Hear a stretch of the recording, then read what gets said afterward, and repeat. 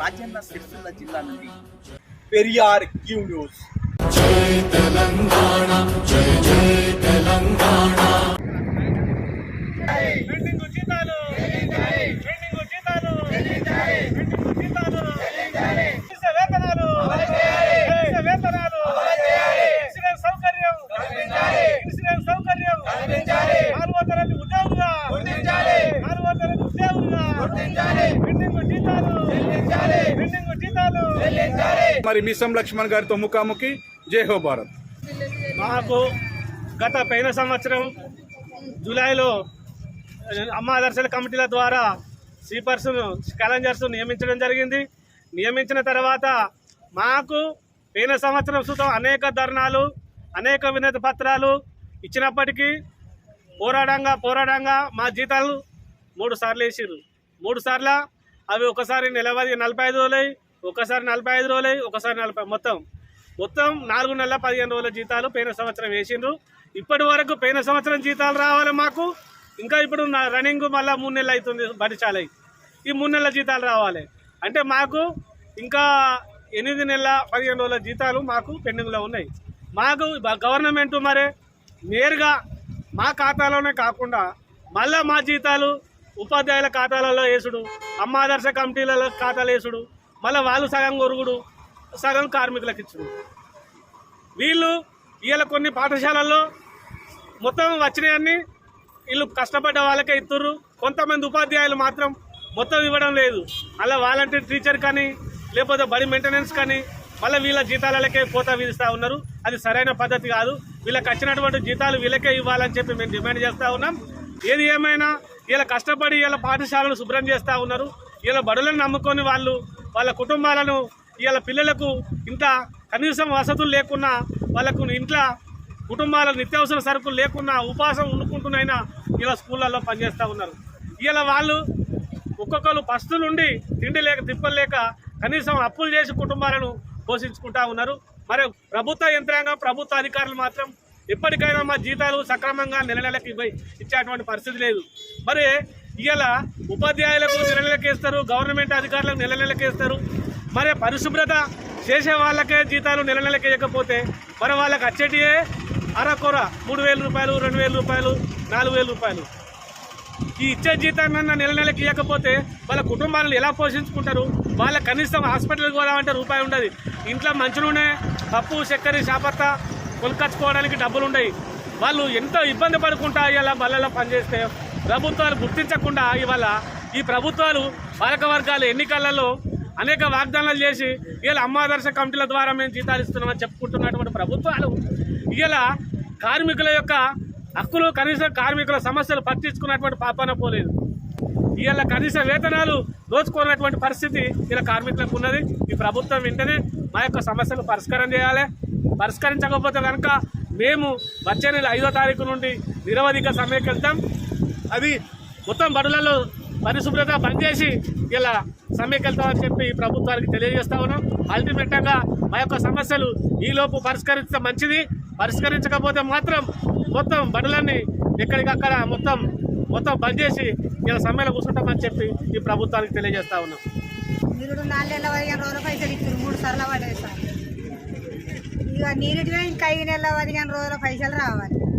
మీకు జీతం 6,000 ఇచ్చింది. 6,000 ఇచ్చింది. ఇక ఈ 7 మంది తక్కువ ఉన్నారు అని 5,000 అని చెప్పింది సార్.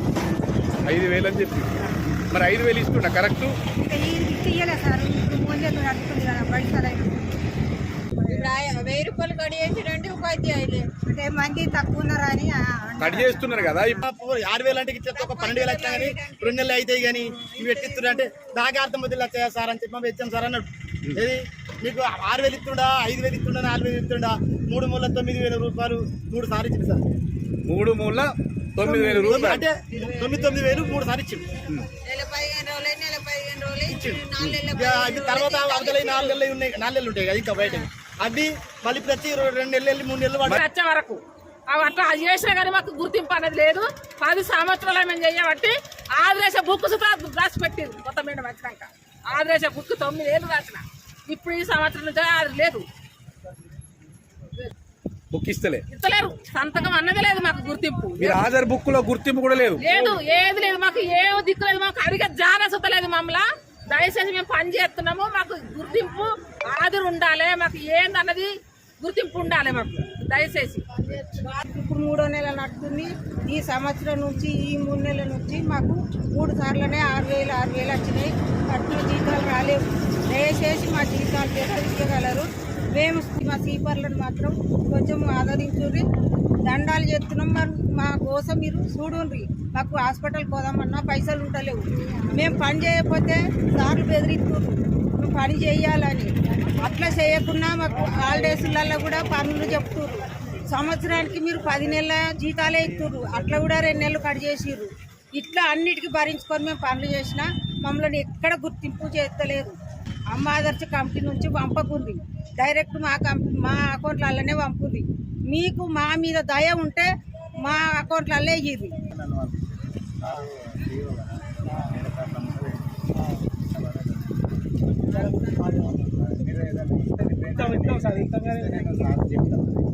మీరు చెప్పినప్పుడు కూడా చెప్పిన మాట్లాడుతున్నాను. నేనైతే మీరు ఒకసారి దివసాలు డైరెక్ట్ వేరే సార్ ఈసారి పెండింగ్ ఉన్నాయి. ఇప్పుడు మళ్ళీ 3 నెలలు అవుతుంది, మళ్ళీ అట్లనే పాపం వేరే సంవత్సరం పెండింగ్ ఉన్నాయి సార్. ఏం తినుకుంటే పని చేయమంటారు? అర్థమైంది. ఏం తినుకుంటే పని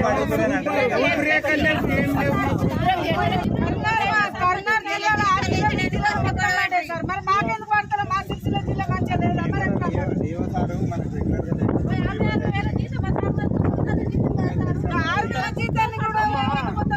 సార్ ఏంటంటే గవర్నమెంట్ పైసలు ఇస్తామని అకౌంట్ కొట్టేస్తారు. తీసుకుంటానే కాదు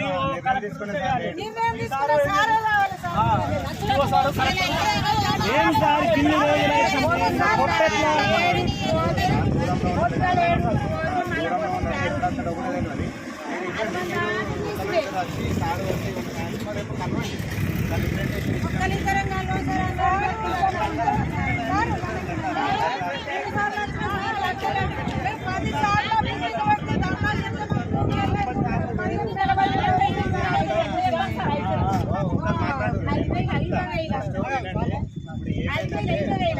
మీరైతే రెగ్యులర్గా మీ విషయం వాళ్ళకి అర్థమయ్యే వాళ్ళు ఇంకోటి ఇవ్వాలి. ఈసారి కూడా వచ్చి మొన్న ఒక నెల కూడా కాలేదు.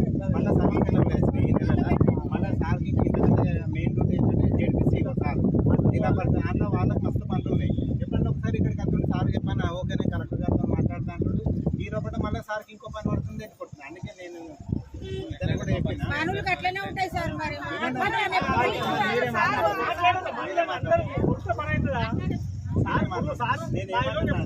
మీరు ఇంతమంది వస్తారా? అసలు ఇంతవరకు కొత్త డిఓ సార్ వచ్చినాక మీరు ఎవరైనా కలిసి మీకు ఎన్ని రోజులు వచ్చింది? ఇప్పుడు ఇంకోటి తెలుసా మీకు ఎంత జీతం ఎన్ని నెలల నుంచి ఏ రోజు నుంచి ఇవ్వాలి, ఏ రోజు వరకు ఇచ్చారో కూడా డిఓ సార్కి నోటుకుంటారు. ఎందుకంటే ఆయన వచ్చింది మొన్న, ఆయనకు విషయం చెప్పాలి. అర్థమవుతుంది. అందుకే ఒక 2-3 వచ్చి చెప్పండి. లేదా అందరం మొత్తమంటే కూడా అందరూ వచ్చినా ఆయన మాట్లాడేది ఒకరితోనే మాట్లాడతారు కదా. మీకు ఎవరి మీద అయితే నమ్మకం ఉందో లేదా ఎవరైతే కొంచెం బాధ్యత తీసుకుంటారు అనుకుంటారో ఇద్దరు రండి సార్ ఉన్నప్పుడు. ఇప్పుడైతే నాకు ఈ కాగితం ఏంటి నేను తీసుకుంటా. మీరు ఇట్లా ఉండడం వల్ల ఇక్కడ వెంటనే పని అయితే కాదు. సరే మీ బాధ అర్థమైతేనే కాదు. వెంటనే ఇతర సంతోషం ఉంటుంది. ఆపాలని ఉంటే అన్ని జిల్లాలో ఆపుతారు కదా. అక్కడ ఇంజక్షన్ ఇప్పించుకుంటా అంటే 100 రూపాయలు సార్. అవి 100 కూడా ఉంటలేవు మా దగ్గర. ఇక్కడ కొన్ని టెక్నికల్ గా ఇబ్బందులతో ఆపుతారు తప్ప మీకు ఆపాలని ఉద్దేశంతో కాదు. ఇప్పుడు ఎందుకంటే ఈసారి వచ్చినాడు ఆ సార్ ఉంటలేడు, ఆ సార్ వచ్చినాడు దగ్గర పోయి ఇట్లుంది పరిస్థితి మరి వాళ్ళకి ఇవ్వాలి చెప్పాలమ్మా. సార్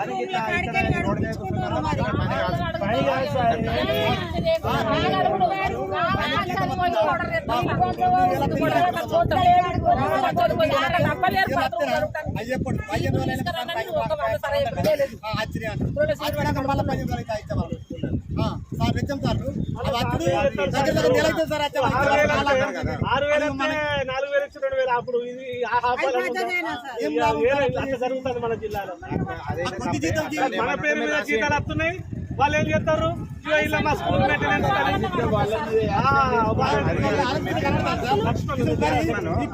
పని చేస్తాం.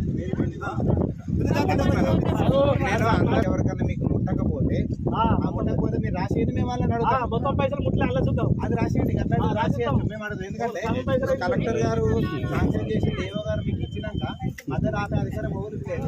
లేదంటే ఎవరికైనా అట్లా మళ్ళీ నెల రోజులకి ఇచ్చిన పడ్డాక నెల రోజులకు ఆ పైసలు తీసుకోవాలి. లేకపోతే సారు ట్రాన్స్ఫర్ అయిపోయిందని అన్నాడు. పైసలే ఇచ్చుండే. తర్వాత ఇంకెన్ని నెలలు రావాలో మీరు ఒక 2-3 వచ్చి డిఓ సార్తో ఉన్నప్పుడు మాట్లాడండి. మీరు వచ్చినప్పుడు సారు ఉండకపోవచ్చు, ఎందుకంటే సార్కు 2 డ్యూటీలు ఉన్నాయి, మళ్ళీ ఇప్పుడు ఇంకా రకరకాల పనులు ఉన్నాయి. తెలుసుకొని ఒక 4 వచ్చి మీ పరిస్థితి చెప్పుకోండి. సార్ ఫైల్ తొందర పెట్టియండి సార్ అని చెప్పండి. తొందరనే అయిపోతుంది, మీకు ఇబ్బంది ఏం కాదు. ఓకే